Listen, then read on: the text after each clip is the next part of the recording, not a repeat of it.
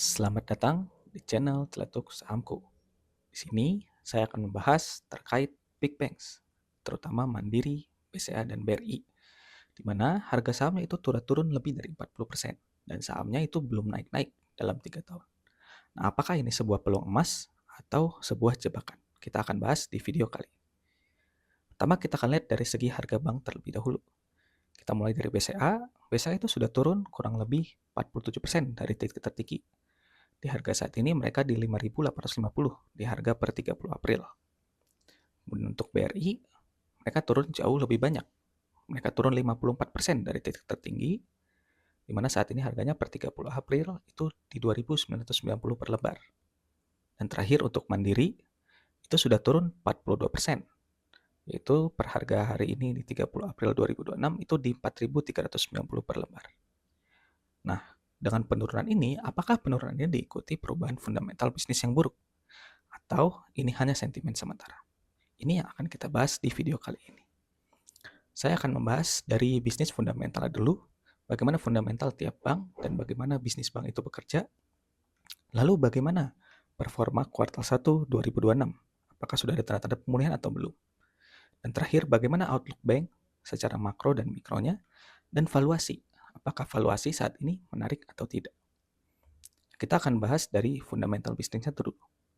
Nah, sebelumnya kita perlu memahami dulu bagaimana bisnis bank bekerja. Nah, bank itu adalah perusahaan yang tidak menggunakan uang sendiri dalam menghasilkan laba. Mereka mendapatkan uang itu dari simpanan nasabah. Jadi nasabah menyimpan uang dan nasabah akan membayar nih biaya admin yang biasanya menjadi fee based income bagi bank. Imbalannya ya bank jadi memberikan bunga kepada nasabah, di mana bunga ini kita sebut sebagai beban bunga atau cost of fund, menjadi beban bagi usaha bank. Nah, bank itu akan tidak mendiamkan saja uang dari nasabah. Mereka akan salurkan sebagai kredit ke kreditur. Nah, di mana kreditur ini akan membayarkan bunga untuk bank ya sebagai bunga pinjaman atau kita sebut sebagai gross interest margin. Nah, selisih antara gross interest margin dan cost of fund itu kita sebut sebagai net interest margin. Inilah yang menjadi pendapatan bagi bank. Nah, selanjutnya, kredit-kredit yang disalurkan ini tidak semuanya baik. Ada yang kita sebut sebagai bad debt atau kita sebut sebagai non-performing loan atau NPL. Nah, loan yang tidak baik ini perlu dicadangkan oleh bank sesuai aturan OJK yang kita sebut dengan CKPN, cadangannya atau cadangan kerugian penurunan nilai. Jadi, ini menjadi beban lah bagi bank. Jadi ada 2 beban nih di bank yang penting. Ada beban bunga yang mereka kasih ke nasabah, ada beban kredit yang harus mereka sisihkan untuk mengcover loan-loan yang berisiko gagal bayar. Kurang lebih seperti itu untuk bisnis bank. Nah, selanjutnya kita akan menilai dulu dari simpanan nasabah. Simpanan nasabah itu ada 3 kategori. Ada current account yang merupakan rekening giro, ada savings account yang merupakan rekening tabungan, dan time deposits yang merupakan deposito berjangka. Nah, secara suku bunga, time deposit itu punya bunga yang lebih mahal beban bunganya. Bunganya bisa 4-5%, mengikuti suku bunga Bank Indonesia. Sedangkan savings account itu bunga yang paling rendah. Kemudian yang kedua paling rendah adalah current accounts. Nah, current account dan savings account kita sebut sebagai dana murah atau CASA, karena bunga yang diberikan rendah. Semakin tinggi CASA suatu bank, maka beban bunganya akan semakin rendah. Nah, selanjutnya kita lihat karakteristik dari tiap nasabah tiap bank. Nah, untuk yang hijau tua itu current accounts, hijau muda savings account, hijau neon time deposit, dan yang garis CASA. Kita mulai dari BCA dulu. Nah, untuk BCA, kita bisa lihat bahwa mereka punya CASA yang lebih tinggi, dan itu komposisinya paling banyak adalah savings account. Ini adalah hal yang baik. Artinya kemungkinan BCA itu punya cost of fund yang cukup rendah. Selanjutnya untuk BRI, CASA mereka lebih rendah dibanding BCA, cuman meningkat ya dalam beberapa tahun terakhir. Cuman memang paling banyak itu savings account dan current accounts dan juga time deposits. Cuman angkanya itu mirip-mirip. Beda dengan BCA yang didominasi sekali dengan savings accounts. Nah, untuk Mandiri, CASA-nya itu meningkat cukup drastis sampai 2024, baru turun lagi di 2025. Dan komposisi beda dengan 2 bank sebelumnya, mereka lebih banyak rekening giro. Dan di 2025, CASA-nya menurun karena time deposit-nya bertambah cukup signifikan, hampir 2 kali lipat. Nah, sesuai dengan prediksi kita bahwa cost of fund paling baik itu kemungkinan adalah BCA ya. Dan itu memang seperti itu. BCA paling rendah, kedua baru Mandiri, baru BRI. Nah, cost of fund itu sangat mengikuti suku bunga Bank Indonesia. Ketika suku bunga turun, cost of fund rata-rata bank itu turun. Ketika naik, ya mereka naik, dan turun, ya turun lagi. Yang anomali hanya Mandiri saja di 2025. Cost of fund-nya naik di saat suku bunga turun. Ini karena ya mereka banyak sekali menambahkan deposito berjangka tadi. Makanya cost of fund-nya naik. Jadi secara cost of fund itu paling baik adalah BCA. Selanjutnya kita akan melihat dari jenis kreditur. Nah, jenis kreditur itu dibagi menjadi 3 kategori. Itu ada korporasi, yaitu perusahaan-perusahaan besar, itu punya profil risiko yang rendah. Artinya kemungkinan NPL-nya kalau yang banyak korporasi rendah, dan imbalannya jadi GIM-nya rendah juga. Sedangkan ada yang mikro, itu perusahaan-perusahaan yang lebih kecil seperti UMKM, itu profil risikonya lebih tinggi, sehingga mereka bayar bunganya lebih tinggi. Dan terakhir ada retail, seperti kita yang biasanya buat KPR rumah, kredit konsumsi, kredit mobil. Nah, itu profil risikonya bervariasi, tergantung dari retailnya. Dan GIM-nya juga bervariasi. Nah, tiap bank itu beda-beda nih jenis krediturnya. Nah, untuk BCA kita bisa lihat mereka yang hijau tuanya paling tebal, artinya korporasi paling tebal. Kita bisa expect mereka punya GIM yang cukup rendah dan NPL-nya cukup rendah. Sedangkan BRI sesuai namanya ya, Bank Rakyat. Mereka itu tulang punggungnya dari mikro. Ya, kita bisa lihat segmen mikro itu selalu yang paling besar di hijau muda. Nah, cuman menariknya di 2025 ada peningkatan korporasi yang cukup signifikan. Dan ini memang dari manajemen adalah strategi manajemen. Melihat ekonomi yang cukup melambat dan berdampak sekali pada mikro, mereka jadi shifting, meminjamkan ke korporasi. Selanjutnya itu Mandiri. Mandiri itu mirip seperti BCA. Mereka banyaknya korporasi. Nah, cuman korporasinya Mandiri itu banyak BUMN juga, perusahaan-perusahaan BUMN. Ya, jadi kurang lebih seperti itu. Nah, selanjutnya setelah kita memahami jenis kredit, kita perlu paham juga kualitas kredit. Ada 5 jenis kualitas kredit menurut OJK. Itu ada kredit lancar atau kolektabilitas 1, ada kolektabilitas 2, kredit terlambat 190 hari, call 3 itu terlambat 91 sampai 120 hari, call 4 terlambat 121 sampai 180 hari, dan call 5 itu lebih dari 180 hari terlambatnya. Berdasarkan OJK, yang disebut sebagai bad debt atau NPL itu adalah call 3 sampai 5. Tapi kalau kita pikir secara logika, kalau misalnya Anda meminjamkan uang ke teman Anda 20 juta dan dia telat bayar 1 hari, apakah itu bisa disebut sebagai good debt? Tentu tidak kan. Makanya menurut saya secara konservatif, kita perlu mengkategorikan NPL dari call 2 sampai 5. Ini yang kita sebut sebagai kredit yang berisiko gagal bayar. Dan ini yang harus dicadangkan oleh bank dalam bentuk CKPN. Ya. Nah, nanti ada 2 tipe bank. Ada tipe bank yang jumlah CKPN-nya mirip-mirip dengan NPL.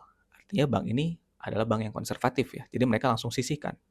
Tapi ada bank yang CKPN-nya jauh lebih rendah dari NPL. Itu adalah bank yang agresif. Biasanya bank yang agresif ini laba jadi tumbuhnya lebih kencang. Tapi risiko ya, kalau misalnya NPL meledak, ya CKPN-nya jadi harus meledak dan laba jadi tergerus. Nah, kita akan lihat karakteristik tiap banknya ya. Untuk yang hijau tua itu NPL, hijau muda CKPN, yang garis adalah perbandingan CKPN dan NPL-nya. Nah, kita lihat dari BCA. Kita lihat tadi BCA banyak korporasi, dan NPL-nya memang rendah ya, rata-rata di bawah 4%. Dan mereka itu jumlah CKPN dan NPL-nya mirip-mirip. Ya, jadi mereka merupakan bank yang sangat konservatif nih untuk BCA. Nah, untuk BRI itu NPL-nya lebih tinggi ya, karena mereka banyak yang mikro.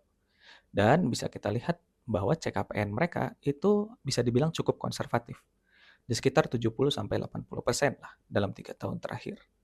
Tidak sekonservatif BCA tapi tidak terlalu agresif. Nah, untuk Mandiri, kita bisa lihat secara NPL, dulu mereka NPL-nya tinggi. Tapi NPL sekarang rendah ya. Artinya ya ini perbaikan, cuman secara CKPN karakteristik mereka itu sangat agresif. Di 2019 saja mereka 47%, dan 3 tahun terakhir itu di bawah 70% rata-ratanya. Jadi artinya Mandiri itu melakukan pencadangan yang agresif. Makanya 2 tahun terakhir ya mereka labanya masih bisa bertahan lah dibanding BRI yang turun gitu. Nah, kalau kita lihat lagi kredit cost-nya masing-masing bank, karena BCA itu yang paling konservatif, ya mereka jadi kredit cost-nya tidak terlalu tinggi, di bawah 1% rata-rata. Nah, cuma ada peningkatan di 3 tahun terakhir. BRI itu kredit cost-nya bisa dibilang ya volatile lah, mengikuti ekonomi lah. Dan 3 tahun terakhir meningkat juga. karena NPL yang meningkat. Sedangkan untuk BMRI, credit cost-nya itu malah turun terus. Di saat yang lain naik, mereka turun. Ini bukti bahwa mereka memang sangat agresif dalam melakukan pencadangan. Jadi secara cost kredit yang paling baik ya BCA lagi-lagi. Nah, selanjutnya kita lihat dari loan to deposit ratio, yaitu rasio antara pinjaman dengan depositnya. Nah, LDR yang di bawah 80% rasionya itu biasanya banknya menyalurkan kredit terlalu rendah.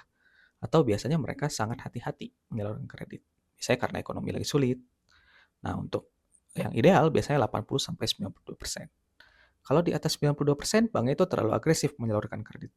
Menyebabkan likuiditas jadi ketat. Karena kalau misalnya ada nasabah besar yang ngambil dalam satu waktu, ya mereka jadi terganggu likuiditasnya. Nah, karakteristik tiap bank itu beda-beda. Kita bisa lihat yang secara rata-rata paling rendah itu BCA. Jadi memang BCA di saat ekonomi lagi sulit seperti 2020, 2021, mereka hati-hati menyalurkan kreditnya. Begitu ekonomi membaik, ya mereka mulai naikin lagi LDR-nya. Sedangkan BRI, mereka biasanya cukup ideal, di antara 80-92.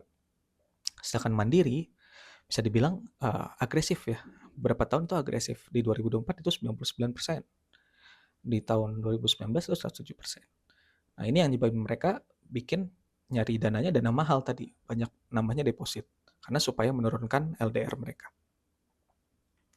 Nah, selanjutnya kita lihat juga dari beban operasional, yaitu lihat dari cost to income ratio, artinya beban operasional dibandingkan seluruh pendapatan. Nah, secara rasio paling rendah itu lagi-lagi adalah BCA.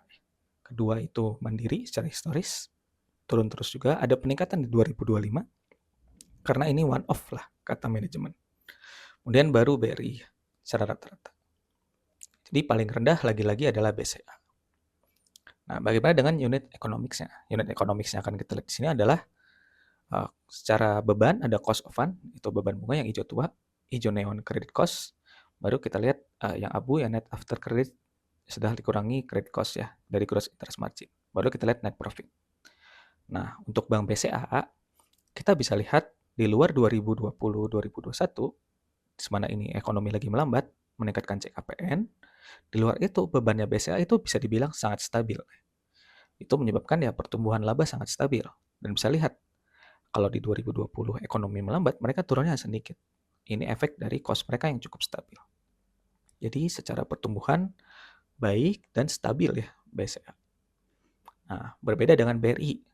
BRI itu tergantung juga ekonomi, sangat tergantung karena mereka kan tulang punggungnya mikro. Kita bisa lihat di 2020 turun signifikan karena ekonomi yang melambat. Nah, kemudian di 2024-2025 di saat credit cost mereka naik, ya labanya jadi turun ya. Karena mereka berusaha mencadangkan yang cukup. Gitu. Nah, berbeda dengan Mandiri. Nah, Mandiri memang secara pertumbuhan sangat-sangat signifikan ya. Ini karena ya kita bisa lihat secara credit cost di luar 2020-2021 mereka itu turun terus credit cost-nya. Itu bikin ya mereka beda sama BRI. Di 2 tahun terakhir mereka masih bisa menumbuhkan sedikit lah labanya. Tapi ini karena pencadangan yang agresif. Jadi ini bukan laba realnya mereka lah, kurang lebih. Dan secara GIM kita bisa lihat ya, BCA dan Mandiri yang nyalurin banyak korporasi, GIM-nya cenderung rendah. BRI yang ke mikro, GIM-nya lebih tinggi. Kurang lebih seperti itu. Nah, selanjutnya kita akan bahas performa dari kuartal 1 2026 masing-masing bank. Kita akan lihat apakah sudah ada pemulihan atau belum. Kita mulai dari BCA dulu. Nah, BCA itu cacanya masih kuat ya. Rasionya masih 84% di kuartal 1. Ya, walaupun pertumbuhan itu tidak begitu agresif lah simpanan nasabahnya. Dan secara kredit, cenderung kreditnya bertumbuh tapi tidak terlalu signifikan. Mungkin secara year on year hanya 6% lah. Kurang lebih seperti itu. Dan masih segmen korporasi yang mendominasi. Nah, dan secara tren NPL, ya ini NPL-nya terus turun ya. Walaupun di kuartal 1 ada peningkatan sedikit. Nah, cuman CKPN-nya itu masih tetap lebih dari cukup ya. Di atas 90%. Ini tanda yang baik. Nah, ini menyebabkan secara cost-nya karena stabil, ya mereka labanya cenderung stabil ya. Tidak terlalu naik turun lah. Dan secara year on rate masih ada pertumbuhan nih. Kurang lebih ya 5-6% lah. Jadi cost BCA cukup stabil ya. Tapi tanda-tanda sampai pemulihan saya rasa belum lah. Karena mereka masih belum menyalurkan kredit lebih banyak. Nah, selanjutnya kita lihat dari BRI. Nah, BRI itu simpanan nasabahnya di kuartal 1 meningkat signifikan. Nah, tapi sumbernya dari deposito, menyebabkan CASA turun. Kita bisa expect cost of fund mereka meningkat di 2026 kuartal 1. Dan kredit BRI itu tumbuh tiap kuartal ya. Dan sumbernya itu ternyata dari korporasi, bukan dari mikro. Sesuai dengan yang tadi ya, karena memang shifting mereka dari manajemen untuk beberapa kuartal selama ekonomi belum membaik. Dan secara tren NPL sama ya seperti biasanya menurun dan ada peningkatan di kuartal 1. Secara CKPN juga masih cukup lah istilahnya. Tidak sebanyak BCA tapi cukup lah. Nah, secara laba di kuartal 1 memang agak tertekan labanya. Cuman secara year on year itu masih meningkat kurang lebih 10% lah. Ini karena cost of fund yang meningkat ya, karena depositonya meningkat, dan cost of credit meningkat mungkin karena NPL-nya yang meningkat. Jadi belum ada juga tanda pemulihan lah yang sangat jelas. Nah, untuk Mandiri, kita lihat simpanan nasabah mereka itu meningkat pesat di kuartal 4 2025. 2026 itu tidak meningkat, dan sumbernya itu dari deposito. Makanya CASA mereka ya jadi agak turun. Dan secara peningkatan kredit itu lebih tinggi dibanding BRI ya. Secara year on year itu meningkatnya mungkin lebih dari 10%, di 12-an persen. Dan sumbernya lagi-lagi dari korporasi. Dan secara NPL, ya Mandiri ada tren penurunan tapi cenderung di 4%-an. Dan di kuartal 1 ada peningkatan. Nah, cuman CKPN mereka itu tiap kuartal terus turun. Artinya mereka mencadangkan sangat agresif. Makanya kalau kita lihat secara laba, pertumbuhan laba mereka secara year on year itu tinggi sekali. Mungkin di atas 10%. Nah, ini sebabnya karena kredit cost mereka nih rendah sekali. Dan mereka di Q4 itu naik sekali labanya karena ada pembalikan CKPN.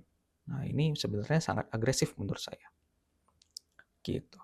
Jadi, pertumbuhan labanya itu cenderung dipicu oleh cadangan yang agresif. Jadi, belum ada lah tanda pemulihan juga. Jadi, secara kuartal 1 performance, kita belum melihat ada tanda pemulihan yang sangat jelas secara fundamental. Nah, teman, bagaimana outlook ke depannya secara makro dan mikro? Nah, secara makro, kita bisa melihat dari M2 ya, yaitu money supply Indonesia. Kalau M2 makin tinggi, itu likuiditas makin banyak. Uang yang beredar di masyarakat makin banyak, maka bank itu lebih gampang lagi mendapatkan simpanan nasabah dan bisa menyalurkan kredit lebih banyak. Nah, di 2025 menariknya, M2 itu tumbuh 10%. Nah, kalau kita lihat, M2 itu tumbuh terakhir di atas 10% itu di 2020-2021. Nah, 2 tahun 3 tahun setelahnya 2022-2023 itu bank itu tumbuh gila-gilaan. Sebabnya karena M2 salah satunya. Dan di 2026 kuartal 1 M2 sudah tumbuh 3%. Artinya kalau di setahun kan 12%. Jadi secara jangka panjang dengan pertumbuhan M2 ini kita bisa expect harusnya kinerja bank itu bagus dalam 1-2 tahun ke depan. Nah, selanjutnya kita lihat juga dari GDP ya, karena bank itu tulang punggung ekonomi dari Indonesia. Nah, secara GDP kita bisa lihat kuartal 4 dan kuartal 1 itu meningkat ya. Dari rata-rata yang 5% itu jadi 5,4% di kuartal 4 dan kuartal 1 5,6%. Nah, tapi perlu di-note bahwa peningkatan ini karena konsumsi pemerintah ternyata bukan dari konsumsi masyarakat. Konsumsi pemerintah yang meningkat malah bisa berisiko melakukan defisit APBN lah. Jadi secara angka memang bagus, tapi sumbernya belum bagus. Kenapa ya? Salah satunya karena sebenarnya ekonomi kita melambat. Buktinya dari mana? Ya, suku bunga tuh turun terus untuk stimulasi daya beli ya. Dan suku bunga mungkin akan sulit untuk turun dalam beberapa bulan ke depan. Karena kuartal 1 ini USD IDR kita meningkatnya banyak. Nah, kenapa USD IDR ini bisa dikendala? Ya, karena kalau misalnya suku bank diturunin di saat USD IDR lagi tinggi, itu yield dari di Indonesia jadi tidak menarik dibandingkan yang di US. Karena gapnya jadi makin kecil. Gitu. Jadi mungkin ini jadi bottleneck nih dalam jangka pendek. Karena kalau dalam jangka panjang, si suku bunga itu harusnya masih bisa turun. Karena USD IDR itu melemahnya biasanya hanya 4% tiap tahun. Oke, jadi cara jangka pendek kita bisa lihat mungkin akan sulit turun suku bunga, tapi dalam jangka panjang harusnya suku bunga masih bisa turun lagi. Karena ekonomi kita itu belum pulih. Salah satu penyebabnya ya ini, harga minyak meningkat drastis di kuartal 1 ya. Dari yang tadinya 60-70 dolar, harganya jadi 100 dolar. Artinya apa? Bensin naik, biaya transportasi menaik, dan ini bisa menaikkan harga bahan pokok lah. Kalau harga bahan pokok naik, itu bisa menurunkan daya beli. Jadi menyebabkan ya makin lambat ekonomi. Makanya tidak cocok dengan pertumbuhan ekonomi Indonesia yang cukup pesat ya. Karena secara makronya itu malah harusnya ekonomi kita melambat sebenarnya. Dan ini menjadi risiko bagi bank. Nah, selanjutnya secara mikro. Nah, khususnya saya akan bahas Bank Himbara. Karena Bank Himbara itu kalau dari berita, mereka diberikan banyak mandat nih untuk biaya program pemerintah. Berita dari Bloomberg, BUMN harus pinjamkan 5 miliar per koperasi desa. Kemudian mereka harus mendukung program pemerintah nih dari beberapa berita-berita. Dan buktinya bagaimana? Ternyata di kuartal 4 itu sudah terjadi. Untuk BRI dan Mandiri itu ada akun baru yang mereka pinjamkan ke pihak afiliasi, yaitu PT Agrinas Pangan Nusantara sekitar 47 triliun. Nah, ini apa sih? Ini adalah kontraktor untuk pembangunan koperasi desa. Jadi ya ini bisa berisiko untuk kedepannya.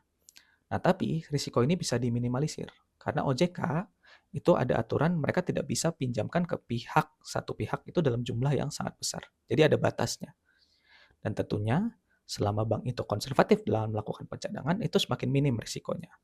Nah, makanya menurut saya secara outlook ini Mandiri akan lebih berisiko karena mereka lebih banyak pinjamkan ke bank BUMN, lalu juga Mandiri itu pencadangannya agresif, beda dengan BRI yang konservatif. Jadi risikonya lebih minim di BRI, di Mandiri lebih tinggi. Jadi kurang lebih seperti itu secara outlook. Bagaimana secara valuasi? Nah, kita akan lihat valuasinya ya. Nah, untuk secara valuasi, ini adalah market cap di 30 April, dan ini true earning menurut saya. BCA di 58,5 triliun, BRI di 60 triliun, sedangkan Mandiri di 52 triliun. Lebih rendah dari laba aslinya. Karena ini saya asumsikan kalau mereka mencadangkan kurang lebih seperti BRI, harusnya labanya segini. Nah, makanya secara PI itu yang paling menarik sebenarnya adalah BRI dan Mandiri ya. PI 7 sampai 8 kali. Dan secara dividen dengan true earnings mereka ya bisa dibilang BRI dan Mandiri juga paling menarik. Bisa 10% dividennya, bahkan BRI bisa 12%. Jadi secara valuasi memang BRI dan Mandiri yang paling menarik ya, lebih murah dengan dividen yang lebih besar. Cuman memang kalau Anda suka yang stabil, fundamentalnya paling kuat yaitu BCA mungkin itu lebih menarik. Karena dividen masih 6% dan PI itu 12 kalian lah.